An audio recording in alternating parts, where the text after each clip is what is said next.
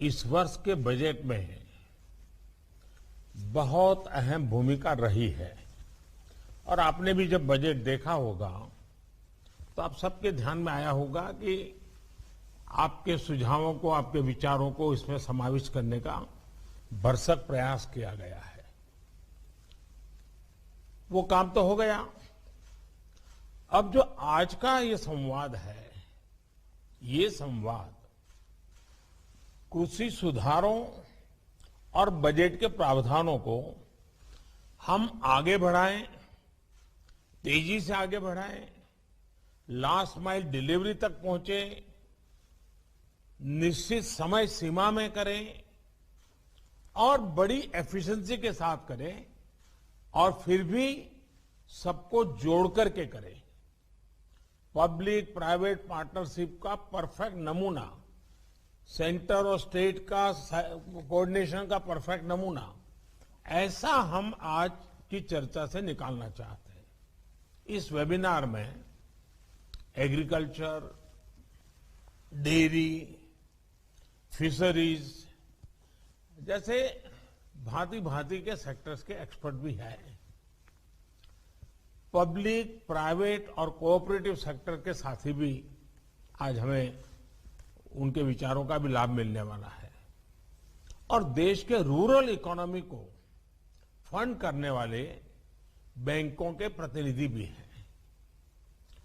आप सभी आत्मनिर्भर भारत के लिए जरूरी आत्मनिर्भर ग्रामीण अर्थव्यवस्था के महत्वपूर्ण स्टेक होल्डर्स हैं। मैंने कुछ समय पहले संसद में इस बात को विस्तार से रखा था कि कैसे देश के छोटे किसानों को ध्यान में रखते हुए सरकार ने बीते वर्षों में अनेक महत्वपूर्ण निर्णय लिए हैं। इन छोटे किसानों की संख्या 12 करोड़ के करीब है और इनका सशक्तिकरण, इन छोटे किसानों का एम्पावरमेंट ही भारतीय कृषि को अनेक परेशानियों से मुक्ति दिलाने में बहुत मदद करेगा। इतना ही नहीं, ग्रामीण इकोनॉमी का ड्राइविंग फोर्स भी वही बनेगा। मैं अपनी बात आगे बढ़ाने से पहले बजट में कृषि के लिए जो किया गया है उसकी कुछ हाइलाइट्स आपके सामने दोहराना चाहता हूं। मैं जानता हूं आप इन सारी बातों से परिचित हैं। सरकार ने इस बार एग्रीकल्चर क्रेडिट टारगेट को बढ़ाकर 16,50,000 करोड़ रुपया कर दिया है। इसमें भी पशुपालन, डेयरी और फिशरीज सेक्टर को प्राथमिकता दी गई है। रूरल इंफ्रास्ट्रक्चर फंड को भी बढ़ाकर 40,000 करोड़ रुपया कर दिया गया है। माइक्रो इरिगेशन फंड की भी राशि बढ़ाकर 2 गुना कर दी गई है। ऑपरेशन ग्रीन स्कीम का दायरा बढ़ाकर अब 22 पेरिसेबल प्रोडक्ट्स तक का उसको कर दिया गया है। देश की 1000 और मंडियों को ई नाम से जोड़ने का फैसला लिया गया है। इन सारे ही निर्णयों में सरकार की सोच झलकती है, सरकार का इरादा महसूस होता है और साथ साथ सरकार के विजन का पता चलता है। और ये सारी बातें आप सबके साथ चर्चा में से उभरी हुई है, जिसको हमने आगे बढ़ाया है। लगातार बढ़ते हुए कृषि उत्पादन के बीच 21वीं सदी में भारत को पोस्ट हार्वेस्ट क्रांति या फिर फूड प्रोसेसिंग क्रांति और वैल्यू एडिशन की आवश्यकता है। देश के लिए बहुत अच्छा होता अगर ये काम 2-3 दशक पहले ही कर लिया गया होगा। अब हमें जो समय बीत गया है उसकी भरपाई तो करनी ही करनी है। आने वाले दिनों के लिए भी अपनी तैयारी और अपनी तेजी को बढ़ाना है। साथियों, अगर हम अपने डेयरी सेक्टर को ही देखें तो आज वो इतना मजबूत इसलिए है क्योंकि इतने दशकों में उसने प्रोसेसिंग का बहुत विस्तार किया है। आज हमें एग्रीकल्चर के हर सेक्टर में, हर खाद्यान्न, हर सब्जी, फल, फिशरीज, सभी में प्रोसेसिंग पर सबसे ज्यादा फोकस करना है।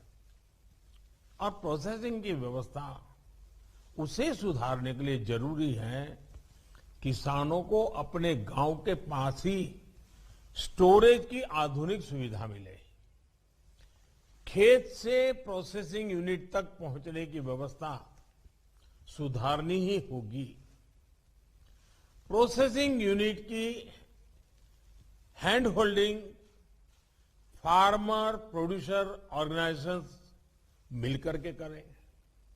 और हम सब ये जानते हैं कि फूड प्रोसेसिंग क्रांति के लिए देश के किसानों के साथ ही देश के पब्लिक प्राइवेट कोऑपरेटिव सेक्टर को भी पूरी ताकत से सही दिशा में आगे बढ़ाना होगा।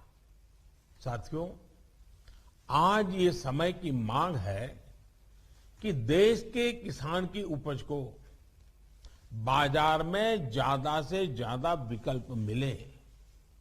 सिर्फ रॉ प्रोडक्ट या फिर सिर्फ उपज तक किसानों को सीमित रखने का नुकसान देश देख रहा है। हमें देश के एग्रीकल्चर सेक्टर का प्रोसेस्ड फूड में के वैश्विक मार्केट में विस्तार करना ही होगा। हमें गांव के पास ही एग्रो इंडस्ट्रीज क्लस्टर की संख्या बढ़ानी होगी ताकि गांव के लोगों को गांव में ही खेती से जुड़े रोजगार मिल सके। ऑर्गेनिक क्लस्टर्स, एक्सपोर्ट क्लस्टर्स, इसकी भी इसमें बहुत बड़ी भूमिका होगी। गांव से एग्रो बेस्ड प्रोडक्ट्स शहरों की तरफ जाएं और शहरों से दूसरे इंडस्ट्रियल प्रोडक्ट गांव पहुंचे, ऐसी स्थिति की तरफ हमें बढ़ना होगा। अभी भी लाखों माइक्रो फूड प्रोसेसिंग यूनिट्स देश में चल रही है, लेकिन उनका विस्तार करना, उनके सामर्थ्य को बढ़ाना, ये आज समय की मांग है, बहुत जरूरी है।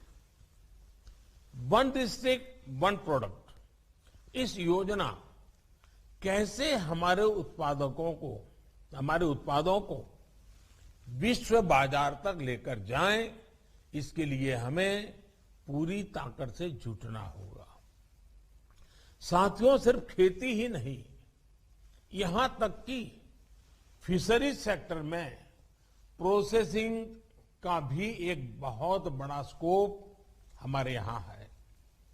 भले ही हम दुनिया के बड़े फिश प्रोड्यूसर हैं, एक्सपोर्टर में से एक है, लेकिन प्रोसेस्ड फूड के इंटरनेशनल मार्केट में हमारी उपस्थिति बहुत सीमित है।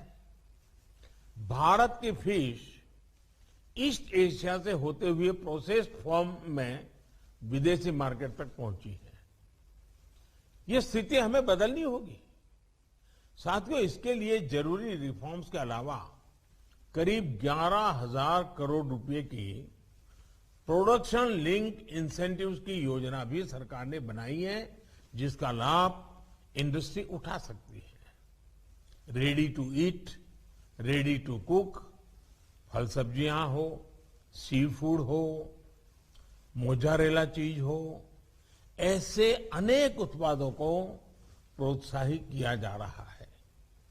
कोविड के बाद देश और विदेश में ऐसे बेहतरीन प्रोडक्ट्स की डिमांड कितनी बढ़ गई है, ये आप मुझसे बेहतर जानते हैं। साथियों, ऑपरेशन ग्रीन्स योजना के तहत किसान रेल के लिए सभी फलों और सब्जियों के परिवहन पर 50% सब्सिडी दी जा रही है।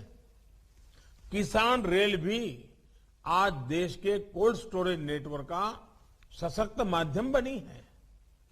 ये किसान रेल छोटे किसानों, मछुआरों को बड़े बाजार और ज्यादा डिमांड वाले बाजार से जोड़ने में सफल हो रही है। बीते 6 महीने में ही करीब 350 किसान रेल चलाई जा चुकी हैं और इनके जरिए करीब करीब 1 लाख मैट्रिक टन फल और सब्जियां ट्रांसपोर्ट की जा चुकी है। ये छोटे किसानों के लिए बहुत बड़ा माध्यम तो है ही, कंज्यूमर और इंडस्ट्री को भी इसका लाभ हो रहा है। साथियों, देश भर के जिलों के बीच में वहां पैदा होने वाले फल सब्जियों की प्रोसेसिंग के लिए क्लस्टर्स बनाने पर बल दिया जा रहा है। इसी तरह आत्मनिर्भर अभियान के तहत प्रधानमंत्री सूक्ष्म खाद्य प्रसंस्करण उद्यम उन्नयन स्कीम के तहत लाखों छोटी फूड एंड प्रोसेसिंग यूनिट्स को मदद की जा रही है। इसके लिए जरूरी इंफ्रास्ट्रक्चर से लेकर यूनिट्स लगाने तक आपकी भागीदारी बहुत महत्वपूर्ण है। साथियों, फूड प्रोसेसिंग के साथ साथ हमें इस बात पर भी फोकस करना है कि छोटे से छोटे किसान को भी आधुनिक टेक्नोलॉजी का लाभ कैसे मिल पाए। देश के छोटे किसान ट्रैक्टर, पराली वाली मशीनें या फिर दूसरी मशीनें अफोर्ड नहीं कर सकते। क्या ट्रैक्टर और दूसरी मशीनों को शेयर करने का एक संस्थागत सस्ता और प्रभावी विकल्प किसानों को दिया जा सकता है? आज जब हवाई जहाज तक एयरलाइंस को घंटों के आधार पर किराए पर मिल जाते हैं, तो किसानों के लिए भी ऐसी व्यवस्थाओं का विस्तार देश में किया जा सकता है। किसान की उपज मंडी तक पहुंचने के लिए ट्रक एग्रीगेटर्स का प्रयोग तो इस कोरोना काल में कुछ हद तक किया भी गया था और लोगों को अच्छा लगा था। इसका विस्तार खेत से मंडी या फैक्ट्रियों तक, खेत से किसान रेल तक, ये कैसे हो सके, इस पर हमें काम करना होगा। खेती से जुड़ा एक और अहम पहलू सॉइल टेस्टिंग का है। बीते वर्षों में केंद्र सरकार द्वारा करोड़ों किसानों को सॉइल हेल्थ कार्ड दिए गए हैं। अब हमें देश में सॉइल हेल्थ कार्ड की टेस्टिंग की सुविधा गांव-गांव तक पहुंचानी है। जैसे ब्लड टेस्टिंग की लैब्स होती हैं, पैथोलॉजी लैब होती हैं, उनका एक नेटवर्क होता है, वैसे ही हमें सॉइल टेस्टिंग के लिए भी करना है। और उसमें प्राइवेट पार्टी बहुत बड़ी मात्रा में जुड़ सकती है। और एक बार सॉइल टेस्टिंग का नेटवर्क बन जाए और किसान को सॉइल टेस्टिंग की आदत हो जाए, उसके अपने खेत की जमीन की सेहत कैसी है, उस जमीन के प्रति उसके अंदर जागरूकता आएगी, तो उसके सारे निर्णयों में बहुत बड़ा बदलाव आएगा। देश के किसान को जितना ज्यादा अपनी मिट्टी की सेहत के बारे में पता रहेगा, उतना ही अच्छे तरीके से वो फसल के उत्पादन पर प्रभाव पैदा करेगा। साथियों, एग्रीकल्चर सेक्टर में R&D को लेकर ज्यादातर योगदान पब्लिक सेक्टर का ही है। अब समय आ गया है कि इसमें प्राइवेट सेक्टर की भागीदारी बढ़े। R&D की जब बात आती है तो सिर्फ बीज तक ही सीमित नहीं, बल्कि मैं एक फसल से जुड़े पूरी साइंटिफिक इकोसिस्टम की बात कर रहा हूं। होलिस्टिक अप्रोच चाहिए, पूरा साइकिल होना चाहिए। हमें अब किसानों को ऐसे विकल्प देने हैं जिसमें वो गेहूं चावल उगाने तक ही सीमित न रहे। ऑर्गेनिक फूड से लेकर सलाद से जुड़ी सब्जियों तक ऐसी अनेक फसलें हैं जो हम आजमा सकते हैं। इसी तरह मैं आपको मिलेट्स के नए मार्केट को भी टैप करने का सुझाव दूंगा। मोटे अनाज के लिए भारत की एक बड़ी जमीन बहुत उपयोगी है। ये कम पानी में भी बेहतरीन उपज देते हैं। मिलेट्स की डिमांड पहले ही दुनिया में बहुत अधिक थी। अब कोरोना के बाद तो ये इम्यूनिटी बूस्टर के रूप में बहुत पॉपुलर हो चुका है। इस तरफ किसानों को प्रोत्साहित करना भी फूड इंडस्ट्री के साथियों की बहुत बड़ी जिम्मेदारी है। साथियों, सीवीड और बी वैक्स, आज हनी का हमारे यहां धीरे धीरे फैलाव हो रहा है और किसान भी हनी बी की दिशा में काम कर रहे हैं। ऐसे में समुद्री तट पर सीवीड और बाकी क्षेत्रों में हनी बी और फिर बी वैक्स, इसके मार्केट को टैप करना भी समय की जरूरत है। सीवीड की फार्मिंग के लिए देश में बहुत संभावना है, क्योंकि एक बहुत बड़ी कोस्टलाइन हमारे पास है। सीवीड से हमारे मछुआरों को आमदनी का एक बड़ा माध्यम मिलेगा।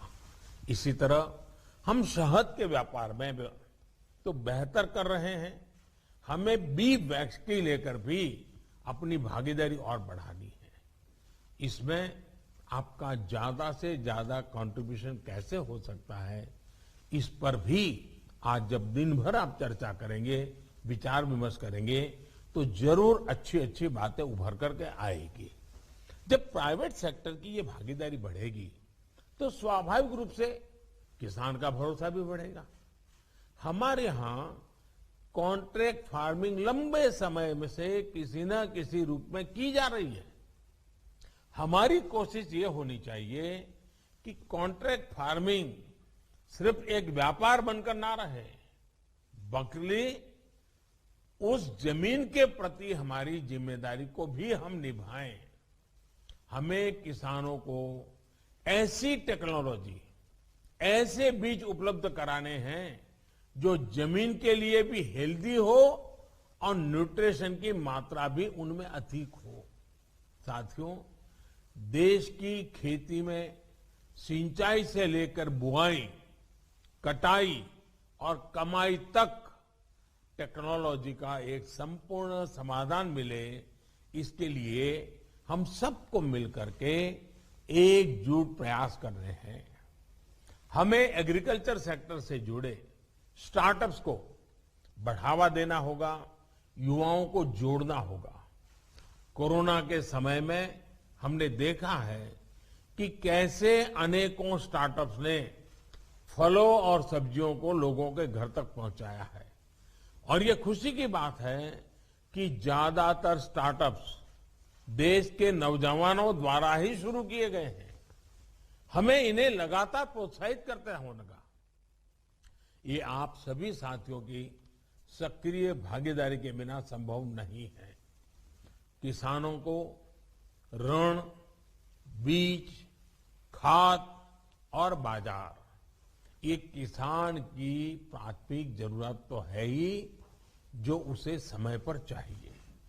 बीते वर्षों में किसान क्रेडिट कार्ड का दायरा हमने छोटे से छोटे किसानों तक, पशुपालक और मछुआरों तक उसको बढ़ाया है, उसका विस्तार किया है। हमने अभियान चलाकर पिछले एक साल में 1,80,00,000 से ज्यादा किसानों को किसान क्रेडिट कार्ड दिए हैं। क्रेडिट का प्रावधान भी 6-7 साल पहले की तुलना में 2 गुने से ज्यादा किया गया है। ये क्रेडिट किसानों तक समय पर पहुंचे, ये बहुत जरूरी है। इसी तरह ग्रामीण इंफ्रास्ट्रक्चर की फंडिंग में भी आपकी भूमिका अहम है। 1,00,000 करोड़ रुपए के इंफ्रा फंड का इम्प्लीमेंटेशन भी उत्साहवर्धक है। इस कदम से खरीद से लेकर स्टोरेज तक की पूरी चेन के आधुनिकीकरण को प्रोत्साहन मिलेगा।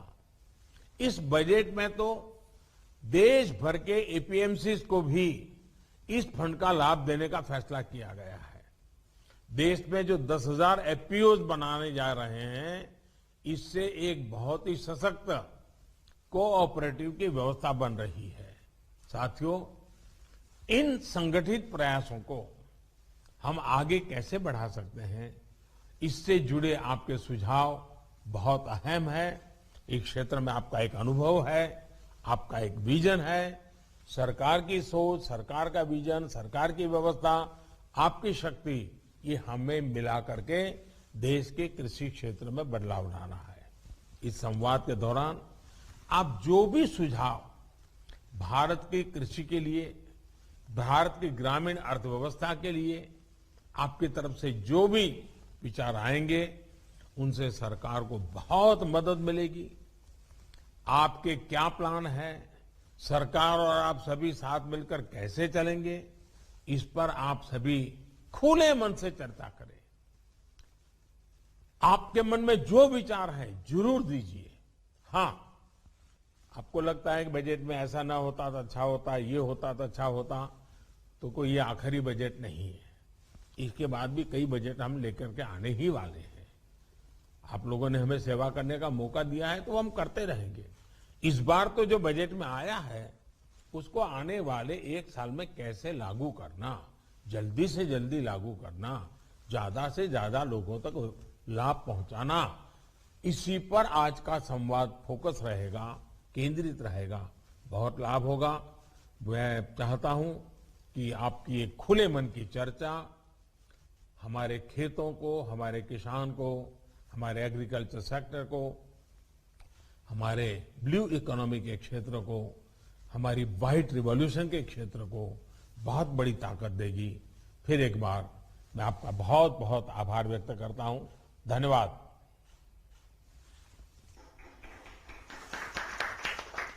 माननीय प्रधानमंत्री जी को उनके प्रभावी मार्गदर्शन, दिशा निर्देश के लिए आभार।